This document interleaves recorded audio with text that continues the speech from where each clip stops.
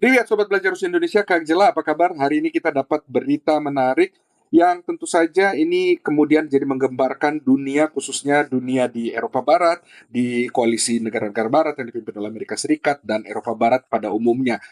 Yaitu peristiwa yang terjadi tadi malam, kira-kira tepatnya jam 7 atau setengah 8 malam waktu Moskow, itu kira-kira jam 11 atau setengah 12 malam waktu Jakarta. Presiden Trump, atas inisiasi Presiden Trump, dilakukan pembicaraan melalui telepon antara dua kepala negara Amerika Serikat dengan Rusia, yaitu Presiden Trump menelpon Presiden Vladimir Putin.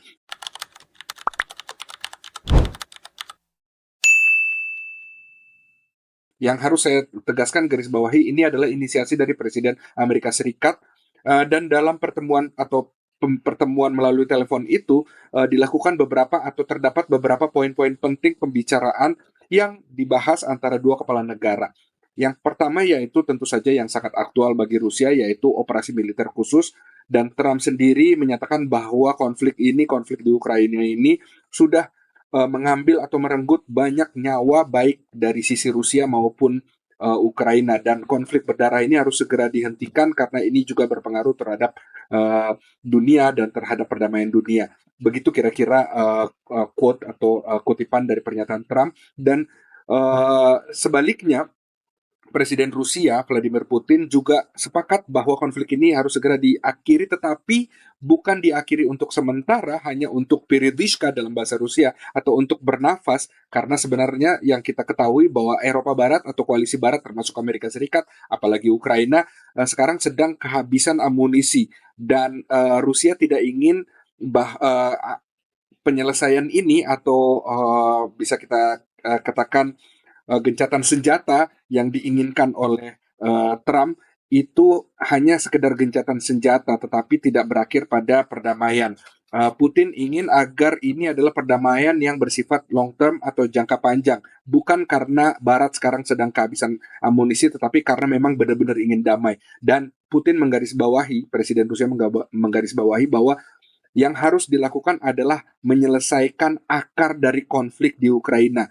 Akarnya adalah diskriminasi, gerakan neonazi yang terjadi, gerakan yang ingin menghapuskan atau mengubah sejarah dua negara yang sebenarnya dikatakan sebagai bracia atau brother.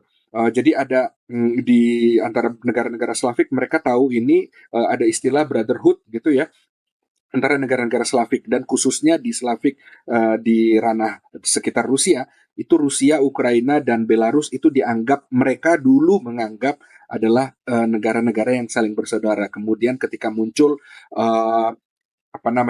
Orange Revolusi di Kiev dan berujung pada peristiwa di Maidan, itu semua kemudian berubah, dan akhirnya Kiev memulai jalur pro Barat atau pro integrasi ke Eropa Barat dibandingkan dengan brotherhood selama ini terhadap Rusia dan Belarus. Nah, itu poin pertama, penyelesaian segera konflik Ukraina, karena ini juga bukan hanya merugikan Rusia dan Ukraina, tapi seluruh dunia.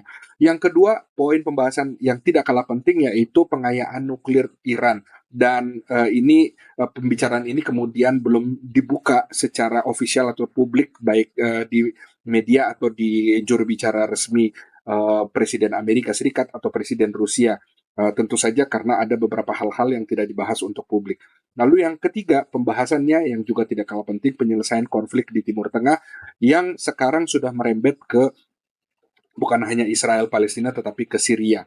Nah, untuk itu Rusia dan Amerika Serikat sepakat, Presiden Rusia dan Presiden Amerika Serikat sepakat untuk membentuk tim bersama untuk menyelesaikan konflik di Timur Tengah dengan segera, sama seperti konflik di Ukraina.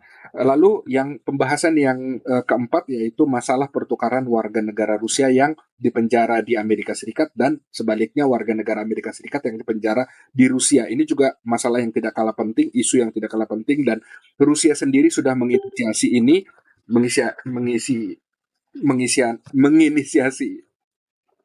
menginisiasi ini dengan membebaskan Mark Vogel, yaitu terpidana kasus pembawa narkotika dan obat-obat terlarang dari New York, dalam penerbangan dari New York ke Moskow pada tahun 2022, dan dia kemudian dijatuhi hukuman 14 tahun, dan akhirnya Rusia membebaskan Mark Vogel.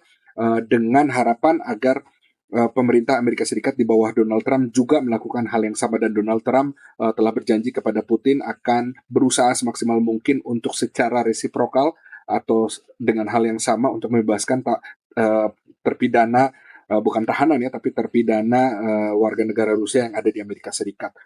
Poin pembahasan selanjutnya dalam pertemuan atau pembahasan atau percakapan telepon selama hampir lebih dari 1,5 jam itu adalah kerjasama atau penguatan kerjasama ekonomi antara Rusia dengan Amerika Serikat. Dan menurut analisa saya, bukan tidak mungkin bahwa Trump akan melakukan pencabutan atau mengurangi beberapa sanksi yang dilakukan oleh Amerika Serikat terhadap Rusia, dan ini akan menjadi signal yang baik dalam hubungan kedua negara, yaitu yang selama ini kita ketahui sebagai uh, musuh bebuyutan abadi begitu ya, sejak zaman Uni Soviet, lalu Perang Dingin, dan kemudian sekarang era setelah Biden.